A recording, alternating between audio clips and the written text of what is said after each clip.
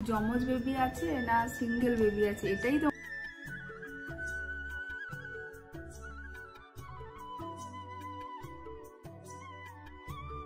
এখন বাজে রাত 2টো, সবাই ঘুমোচ্ছে, নিশ্চিন্তে ঘুমোচ্ছে, আর আমার দেখো চোখে ঘুমই নেই। প্রথমে গিয়ে একটু শুয়েছিলাম, মেশোর আজকে নাইট ডিউটি, আমি মিষ্টিমাম ভাই 3জন শুয়েছি। ওরা সুন্দর ঘুমিয়ে গেল, আমার আর ঘুম হলো না। কি আর করব, উঠে এসে বাইরে সোফায় বসছি, একটু ফোন দেখছিলাম। খুব বেশি ফোনেও হাত দেওয়াটা এখন ঠিক না, আর ভালোও লাগে না। এই যে নিশাচরের মতো রাতগুলো কাটাচ্ছি, এক অদ্ভুত যন্ত্রণা। তোমাদের দাদাভাইকে ফোন করব, কথা বলবো, তারও উপায় নেই, কারণ ও মানুষটাও তো সারাদিন পরিশ্রম করে এসে একটু ঘুমিয়েছে, ওই জন্য আর ফোন করিনি। তবে হ্যাঁ, যখন আমাদের প্রেম চলাকালীন কত যে রাত 2-3টের কোনো ঠিক থাকতো না, ইচ্ছে হলেই ফোন লাগিয়ে দিতাম। কিন্তু এখন কতগুলো বছর পেরিয়ে এসেছি, নিজেদের মধ্যে ম্যাচুরিটি চলে এসছে, আর ওই ফোন করা হয় না। এখন প্রচুর সম্পর্কে আন্ডারস্ট্যান্ডিং না, থাক, এখন কষ্ট হবে, ঘুম হচ্ছে, ঘুম ভেঙে যাবে। যাই হোক, আর আমার অবস্থা দেখছো কি বাজে হাল হয়েছে। 2টো পেরিয়ে 3টে, 4টে, 5টে, আমি কনস্ট্যান্ট এই সোফাতেই আজকে আমার রাতটা কেটে গেছে। ভোরের দিকে গিয়ে 1 ঘন্টা শুয়েছিলাম, তাও ঘুম এলো না। এখন 6টা 10 বাজে। মিষ্টিমাম এত ভোর ভোর আমার জন্য চিংড়ি মাছের ভাজা আর মাছ দিয়ে একটা জিরে ঝোল করে দিয়েছে, বলছে গরম গরম এই ভাতটা খা। যেহেতু কালকে সোমবার ছিল, নিরামিষ অতটা খাওয়া দাওয়া হয়নি। আর কি বলবো, আমার জন্য আমার মিষ্টিমাম মেশো মানে এত করছে না, আমার নিজেরই মানে এত কষ্ট হচ্ছে যে এক্সট্রা পরিশ্রম হয়ে যাচ্ছে। যাই হোক, কিছু করার নেই। এরপরে আমি আজকে যেহেতু সারা রাত ঘুমোইনি, সকালবেলা ভাত তরকারি খেয়ে একটু মানে স্নান টান করে নিয়ে একটু আধ ঘন্টা মতো ঘুমিয়ে নিয়েছিলাম। আর এরপরে যাব, আজকে আবার ডক্টরের কাছে যেতে হবে ইকোকার্ডিওগ্রাফি করার জন্য। আমার মেশো আমাকে ডিম সেদ্ধ আর এই ডালটা সকালবেলা মেশো নিজে বানিয়েছিল, বলছে ওটা মানে খেয়ে দিয়ে যাবি। তো আবার 12টার সময় ওটা খেলাম, আর এরপরে ডক্টর দেখিয়ে ফিরছি। কত বৃষ্টি হচ্ছিল আজকে, বলতে পারো অনেকটাই ভিজে গেছি। তবে হ্যাঁ, ভালোও লাগছিল, কারণ এখন শরীরের যা জ্বালা, আর আমার এত গরম, এখন বৃষ্টিটাই সব থেকে ভালো লাগে। কলকাতার এই টোটোগুলোতে না বেশিরভাগ যেগুলো দেখলাম 2জন করে বসবে, তো আমি আর মিষ্টিমাম বসেছি, 2জনেই পুরো ভিজে গেছিলাম। তো বাড়িতে এসে ফ্রেশ ট্রেশ হয়ে খাওয়া দাওয়া করে একটু ঘুম দিয়েছিলাম, মানে ঘুম তো হয়নি, একটু আধটু। তারপরে সন্ধেবেলা হাঁটছি, কারণ একদমই হাঁটা চলা হচ্ছে না। আর মিষ্টিমাম বলছে নিচে গিয়ে একটু হাঁটবি চল, আর নিচে গিয়ে হাঁটতেও ইচ্ছে করছিল না, বাড়ির মধ্যেই আমি হাঁটা চলাটা করে নিচ্ছি একটু। আমি মিষ্টিমামের কাছে আছি, এখানে আছি, একটা কথাই বলবো, মানে ওই যে পুরো মার কাছে থাকার মতোই ফিলিংসটা এত করছে আমার জন্য মিষ্টিমাম মেশো। আর কি বলবো, আমার এখন স্নান করে নিজের নাইটিটাও ধুতে পারি না, ওটাও কিন্তু মিষ্টিমাম ধুয়ে দেয়। মানে এই ব্যাপারগুলো আমি সত্যিই অনেক লাকি যে আমি এরকম 2জন মাসি, কেন আমার পিসিরা, বাড়ির মানুষজনেরা পেয়েছি। আমি এখন আমার মাসির কাছে আছি, করে দিচ্ছি। আমার পিসিমণিদের কাছে থাকলেও সেম টু সেম, মানে এত ভালো মাসি পিসি পেয়েছি আমি, এই দিক থেকে মানে খুবই লাকি। আর এখন নিজেকে তো একদমই পরিপাটি করে রাখা হয় না, তো ভাবলাম যে না, গিয়ে একটু আয়নার সামনে বসে নিজের চুলটা একটু আঁচড়ে নিজেকে একটু অন্তত একটু ছিমছাম রাখি। আর হ্যাঁ, কালকে ভিডিওতে আমাকে 2জন কমেন্ট করেছিলে, দিদি উমাতে খরচ কীরকম কী হবে ডেলিভারিতে, কি ব্যাপার। তো দেখো, এখনও অবধি তো আমার হয়নি ওইসব ব্যাপার। আর আমরা শুক্রবার আরেকবার ডক্টর দেখাবো, ওখানে গেলেই আমরা ফাইনাল ডেট থেকে শুরু করে সব কিছু জানতে পারবো। আর টুকটাক এমনি কথা হয়েছে, বাট ফাইনাল ওরকম কোনো কথা হয়নি, কবে ডেট দেবেন বা আমরা কি করব, জেনারেল বেডে থাকবো না কেবিন নেব, সব কিছুর উপরে ডিপেন্ড করে খরচ হবে। আর অবশ্যই আমি খরচ শেয়ার করব তোমাদের সঙ্গে। তার আগে আমার নিজের কাজটা আগে ঠিকঠাকভাবে হয়ে যাক, তারপরে আমি খরচ নিয়ে তোমাদের সঙ্গে ওই ভিডিওটা বানাবো। কারণ যারা উমাতে আমার কাছ থেকে দেখে বা আসতে চাইছো বা জানতে চাইছো, অবশ্যই দেবো। আর হ্যাঁ, যদি কেউ উমাতে নীলাভবাবুর কাছে ডক্টর দেখাতে আসো, অবশ্যই আমার কথা বলো যে ভিডিও দেখে গেছি, কারণ ভালো লাগবে। কারণ ডক্টরের সঙ্গে এত সুন্দর একটা বন্ডিং হয়ে গেছে, উনি নিজেই বলে কী রে তোর ভিডিও কেমন চলছে, কি ব্যাপার, এরকম খবর নেন। সত্যি মানে কলকাতার ডক্টরের কিছু কিছু ব্যাপার আছে মানে প্রশংসনীয়। Good evening, welcome back to our channel Spardhas Priya vlog. নতুন একটি ভ্লগে অনেকখানি স্বাগত। আজকে সন্ধ্যেবেলা থেকে ভ্লগটা শুরু করলাম। সত্যি বলতে সারাদিন ওই এনার্জি তো পাই না, তারপর ভাবলাম যে না, ভ্লগ একটু অন্তত বানাই, কারণ তোমরা সবাই একটা আপডেট চাও। তো একদম না বানালে তোমাদের কাছে ভিডিও পৌঁছবে না, তো ছোট্ট হোক বড় হোক যাই হোক, তো যে আমি একটু ব্লগ বানাই। আর তাছাড়া আমি শুয়ে বসেই আছি, শুয়েই ছিলাম পুরো সারাদিন, মানে উঠতে পারিনি অ্যাকচুয়ালি, যেহেতু ভাবলাম যে একটু অন্তত। আর আমি দেখেছি শুয়ে বসে থাকলে শুধু শুয়ে বসেই থাকা হয়, যদি একটু ভালো করে চুল টুল আঁচড়ে টাচড়ে নিয়ে একটু তোমাদের সঙ্গে বসে কথা বলি, তাহলে আবার একটু আমি এনার্জি পাই।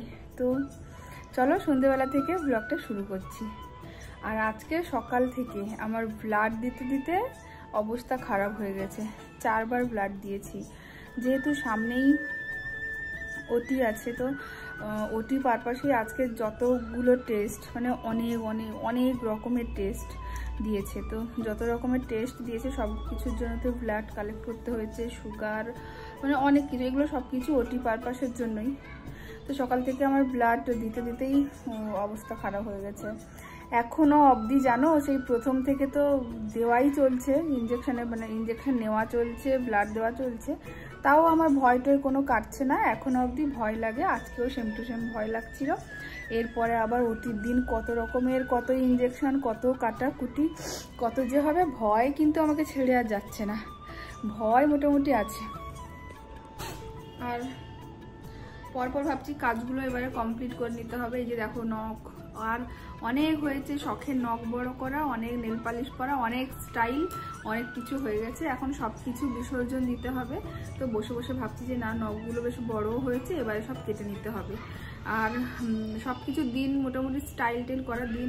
আপাতত এখন ওগুলো আর ভাবলে হবে না। সত্যি বলতে যত যাই বলি না কেন, আমি এতটাই ভীতু, তো প্রচুর ভীতু, ওই জন্য ভয় লাগছে। খালি মাথার ভেতরে অপারেশনের দিন কি হবে, কেটে কেটে দেবে, শুধু এইগুলো ভাবছি। আর আমার বাড়িতে বকছে বলে, এইগুলো ভাবিস না, নিজেকে স্ট্রং রাখতে হবে, কারণ এই সময় যদি প্রেশার বেড়ে যায় ওটাও কিন্তু খুব খারাপ। প্রেশার নর্মালে রাখতে হবে, নাহলে অনেক কিছু প্রবলেম হবে। তো আমি চেষ্টা করছি। তো অনেকদিন থেকেই ভাবছিলাম একটা কথা, যে ব্লগে তো তোমাদের সঙ্গে মোটামুটি সব কিছু শেয়ার করেছি, একটা জিনিসই শেয়ার করা হয়নি, আসল কথা, যে আমার মানে বেবি, যমজ বেবি আছে না সিঙ্গেল বেবি আছে, এটাই তোমাদের সঙ্গে শেয়ার করা হয়নি। তো ভাবলাম যে এই মেন কথাটাই আমার বলতে, মানে আমার কেন ভুল হলো, এতদিন কেন ভুলে গেছি সেটাই বলি। তো প্রথম থেকে বলি, যখন ফার্স্ট একদম ইউএসজি করতে গেছিলাম, প্রথম থেকেই একটা ভয় ভয় করছিল, হয় না ফার্স্টে একটা আলাদাই কিউরিসিটি থাকে, কি ব্যাপার, দুটো আছে না একটা আছে, এরকম তো ভাবছিলাম। মনে মনে ভাবছি দুটো হয়ে যাক, দুটো হলেই ভালো, যমজ হলেই ভালো, এটা আমার ভাবছি যদি এরকম রিপোর্ট আসে। আবার ভাবছি না, যমজ হলে তো অনেক, মানে সত্যি যাদের যমজ বেবি আছে তারা ভালো করে বলতে পারবে, বা আমার দেখাও আমি দেখেছি, যমজ বেবি একসঙ্গে একটা বাচ্চাকে বড় করতে মানুষ হিমশিম খেয়ে যায়। যাদের আরও যমজ বেবি, তাদের যে কতটা কষ্ট, কতটা চাপ, মানে মা বাবার অবস্থা প্লাস ফ্যামিলি লোকেরও অবস্থা পুরো খারাপ হয়ে যায়। তো ফার্স্ট যখন ইউএসজি করতে যাই প্রথম, তো ওখানেই একটু ভয় ভয় লাগছিল। ফার্স্ট ইউএসজিতেই বলে দিয়েছিল যে যমজ আছে না সিঙ্গেল আছে, তো ওখানেই বলে দিল যে আমাদের সিঙ্গেল বেবিই আছে। তো তার আগে আমি আর তোমাদের দাদাভাই দুজনের দিকে তাকাচ্ছি, দিয়ে বলছি যদি যমজ থাকে, তো এরকম বলছিলাম। আর আমাদের ফ্যামিলিতে ওরকম কিন্তু যমজের হিস্ট্রি তেমন একটা নেই, তোমার মানে আমার শ্বশুরবাড়ির ফ্যামিলির দিকেও নেই, আর আমার মা বাপের এদিকের ফ্যামিলিতেও নেই। তার মানে ফ্যামিলিতে নেই মানে এই না যে হবে না, সেটা কথা নয়, কিন্তু নেই। তো যাই হোক, মোটামুটি সিঙ্গেল বেবি আছে। একদমই তো মিষ্টি আমাদের ফ্ল্যাটটা এয়ারপোর্টের পাশেই, মোটামুটি এখানে যদি একটু সময় দাঁড়াই দেখতে পাবো যে প্লেন উঠছে, প্লেন যাচ্ছে। আর এই যে পুরো মিষ্টি আমাদের ফ্ল্যাটের না পরিবেশটা ভীষণ সুন্দর, নিচে সুন্দর পার্ক আছে, বাচ্চারা খেলাধুলো সব রকম করতে পারে। আমাকে বলছিল যে চল আমার সঙ্গে একটু হাঁটবি, না না আমার দ্বারা আর হাঁটাটা হবে না।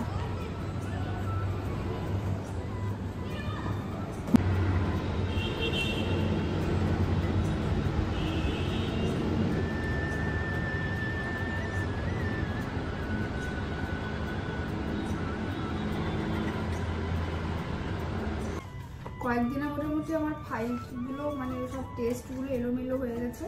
এবারে সব একদম ডেট ওয়াইজ আমি সুন্দর করে গুছিয়ে নিচ্ছি। আর সময় ভীষণই কম হাতে।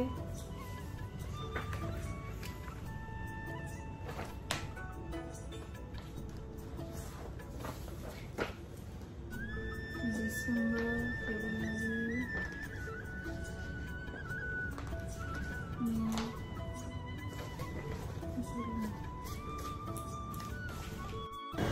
তো এখন বসছি ফাইলগুলো রেডি করে নিতে।